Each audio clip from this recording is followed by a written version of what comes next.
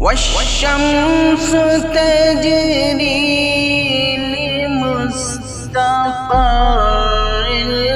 لها ذلك تقدير العزيز العليم. السلام علیکم ورحمۃ اللہ وبرکاتہ.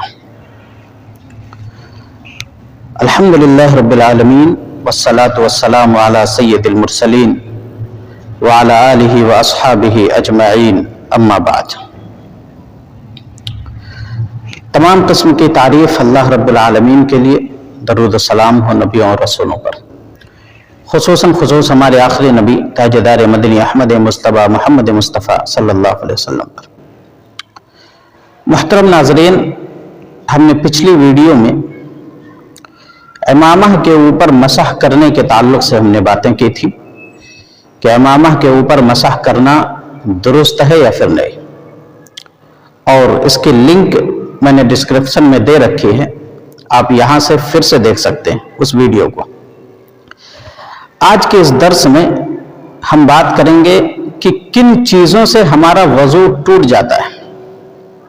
وہ زیادہ چیزیں نہیں ہیں، تھوڑی سی چیزیں ہیں جس کو جاننے کی ضرورت ہے، اور پھر ہمیں یہ علم ہونا چاہیے کہ ان چیزوں سے ہمارا وضو ٹوٹ سکتا ہے. یہ دیکھتے ہیں کہ وہ کون کون سی چیزیں ہیں. سب سے پہلی چیز، پیشاب اور پیخانے کے راستے سے کچھ بھی نکل جائے.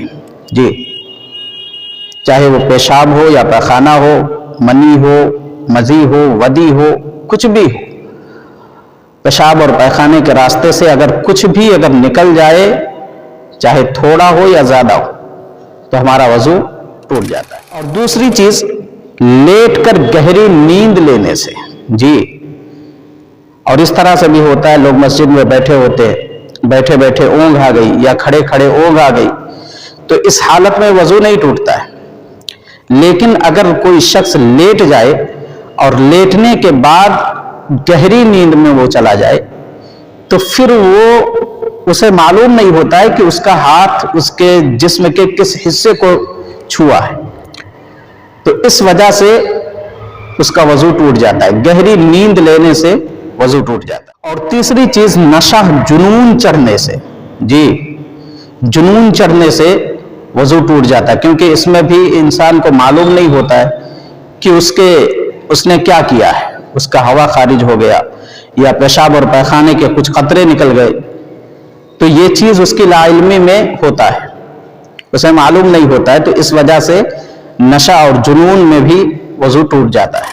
اور اسی طریقے سے بغیر کپڑے کے شرمگاہ پر ہاتھ لگانے سے بھی وضو ٹوٹ جاتا ہے. جی، چاہے مرد ہو یا عورت ہو، یعنی اگر ہاتھوں پر، کسی بھی ہاتھ پر، چاہے یہ والا ہاتھ ہو یا یہ والا، اگر اس پر ہم نے کوئی کپڑا نہیں لگایا ہے اور شرمگاہ پر اگر ہم نے ہاتھ کو ٹچ کر دیا، چاہے اگلے یا پچھلے شرمگاہ پر، کہیں پر بھی، تو پھر اس سے ہمارا وضو ٹوٹ جائے گا. اور یہ خاص کر عورتوں کو خیال رکھنا چاہیے، کیونکہ وہ بچوں کا ڈائپر وغیرہ جب بدلتی ہیں تو ان کا ہاتھ جو ہے ٹچ ہوتا ہے بچوں کی شرمگاہ پر.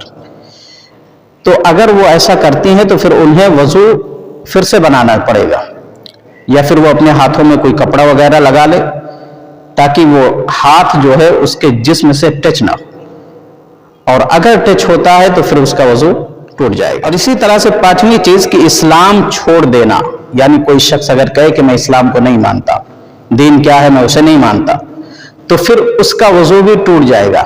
کیوں؟ اس لیے کہ جب کوئی شخص مرتد ہوتا ہے نا، اسلام سے جب اسلام کو انکار کرتا ہے، مرتد ہو جاتا ہے، تو اس کے سارے اعمال ضائع ہو جاتے ہیں. پھر اگرچہ وہ بعد میں فوراً قبول کرے کہ نہیں میں اسلام کو مانتا ہوں، لیکن پھر بھی اس کا وضو جو ہے ٹوٹ جائے گا. تو ان تمام چیزوں سے ہمارا وضو ٹوٹ جاتا ہے. اور اسی طرح سے اونٹ کے گوشت سے بھی وضو ٹوٹتا ہے. اس کے بارے میں انشاءاللہ میں اگلی ویڈیو میں بات کروں گا کہ اونٹ کے گوشت سے وضو کیوں ٹوٹتا ہے. اللہ تبارک و تعالیٰ سے دعا ہے کہ اللہ تعالیٰ ہم سب کو